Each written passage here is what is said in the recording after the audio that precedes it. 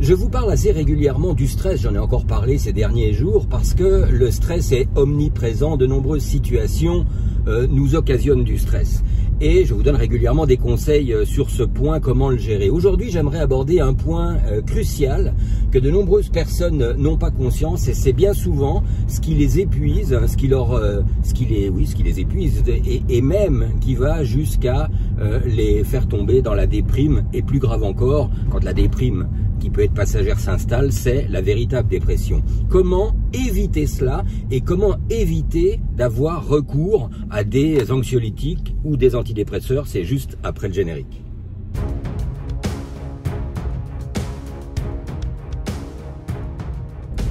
Hello tout le monde, bien le bonjour, c'est Philippe avec vous pour un nouveau starter consacré encore aujourd'hui au stress. Alors je vous disais à l'instant, effectivement, lorsque le stress qui est omniprésent et qui est mal géré finit par être répétitif, c'est-à-dire pas forcément des grosses situations, plein de petites situations tous les jours d'une manière répétitive, ou alors de gros stress qui durent, qui s'installent dans la durée et sur lesquels on n'a pas de pouvoir, sur lesquels on n'a pas prise.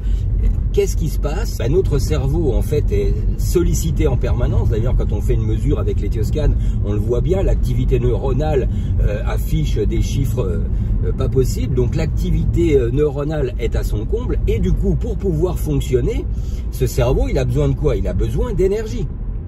Ok, il a besoin d'énergie. Et quelles sont les principales sources d'énergie? On a la vitamine C bien sûr, mais on a aussi pour le cerveau des neurotransmetteurs comme la sérotonine notamment, qui est un point important. Et comment elle est fabriquée, cette sérotonine? À partir d'autres éléments qui sont le tryptophane, entre autres, les vitamines du groupe B, etc. Et là déjà je vous donne un indice, parce que la plupart des gens, quand ils sont confrontés à des situations de stress, certes ils le gèrent au niveau mental, avec des techniques de visualisation, des techniques de relaxation, des techniques d'affirmation positive, ok, tout cela c'est au niveau mental, mais ne perdons pas de vue que pour que ce cerveau fonctionne, il a besoin d'énergie. Un petit peu comme si en voiture vous roulez et que vous oubliez de mettre du carburant dans le réservoir. À un moment donné, votre voiture, même si vous savez parfaitement bien la piloter, même si vous savez parfaitement bien la conduire, votre voiture elle va tomber en panne, c'est évident. Je dirais que la première chose à faire avant même de vouloir gérer par des techniques de visualisation ou des techniques mentales, il faut penser à apporter du carburant. Et moi systématiquement, dès que je sens des situations de stress qui m'occupent bien l'esprit pendant plusieurs jours, ou que ce sont des situations différentes, mais que tous les jours je ressens une sensation de stress, bien évidemment que je le gère au niveau mental, mais la première chose que je fais, je prends deux compléments indispensables. Premièrement, la vitamine C, parce que la vitamine C, bien sûr qu'elle ne va pas me gérer la situation, mais elle va procurer à mon organisme dans son ensemble l'énergie nécessaire pour assurer. Okay.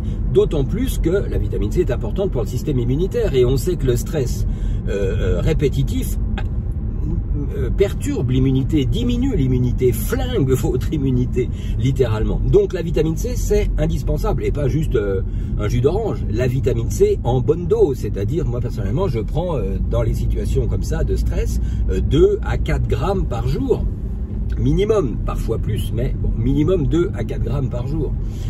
Mais ce n'est pas tout, parce que ce n'est pas suffisant. Ça va apporter l'énergie, mais pas l'énergie complète dont votre cerveau a besoin pour faire face aux situations de stress. Donc on a besoin de l'ensemble des vitamines du groupe B, on a besoin de tryptophane, on a besoin aussi d'une substance que l'on va puiser dans une source naturelle qu'est le safran. On va avoir des substances qui permettent justement à notre cerveau de mieux gérer les situations de stress. Il y a eu des études cliniques faites d'ailleurs avec le safranal, qui est le principe actif du safran, qui a un effet aussi puissant que certains antidépresseurs. Donc si on veut éviter, vous savez toujours prévenir est mieux que guérir, donc si on veut éviter que notre cerveau tombe dans la déprime et qu'il ait toutes les ressources et les capacités pour faire face aux situations de stress, moi personnellement il y a deux choses que je fais immédiatement, c'est vitamine C à bonne dose et prise sur au moins 15 jours de safranate, qui est un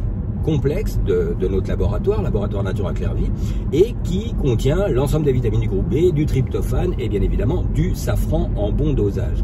Et d'ailleurs, puisque je vous parle de ça, ça tombe bien. On est aujourd'hui vendredi, et bien à partir d'aujourd'hui vendredi et jusqu'à lundi soir dernier délai, donc vous avez 4 jours devant vous, vendredi, samedi, dimanche et lundi, il y a une grosse promotion sur le produit Safranat que vous pouvez retrouver donc sur la boutique natura-clairvie.fr. Donc dans le catalogue, à la rubrique Safranat, eh bien vous avez les informations complémentaires si vous ne connaissez pas suffisamment ce produit, et puis surtout vous avez une belle offre concernant ce produit. Je vous laisse la découvrir sur natura-clairvie.fr. Bien belle journée à vous, passez un bon week-end, et puis n'oubliez pas, restez calme et en paix le plus possible. 1-0-0 1-1-0 5-0-1-0, et quand vous sentez cet état de calme et de paix en vous, eh bien cliquez là sur le petit bouton intérieur pour le partager aux personnes qui vous sont chères, ça leur fera le plus grand bien. Bon week-end à vous, et puis je vous retrouve lundi de bonne heure et de bonne humeur pour un nouveau starter. Bye bye.